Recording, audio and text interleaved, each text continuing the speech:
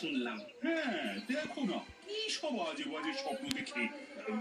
তবে তোমার কথাটা তোমাদের রানীমাকে কিন্তু বড় ভরসা জুগিয়েছে। কোন কথা মহারাজ? ওই যে মাথার উপর ভগবান আর এই কৃষ্ণনগরে আপনার মতো মা থাকতে এ রাজ্যের মানুষদের কোনোদিনই অন্ন কষ্ট হবে না। মহারাজ, মহারাজ, আরে এই কি হলো মন্ত্রী? আরে সাত সকালে এরকম ছুটতে ছুটতে এলে কেন? সর্বনাশ হয়ে গেছে মহারাজ, সর্বনাশ হয়ে গেছে।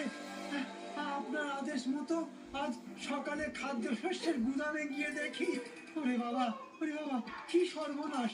আরে কি দেখলে সেটাই বলবে তো। কি আর বলবো মহারাজ, গিয়ে দেখি সব ধান চালের বস্তা ইঁদুরে খেয়ে সাফ করে দিয়েছে। সে কি কত চালের বস্তা ইঁদুরে খেয়ে ফেললো? বলবো কি মহারাজ, কত বড় বড় ইঁদুর, কয়েকটা তো চাল খেয়ে খেয়ে পেট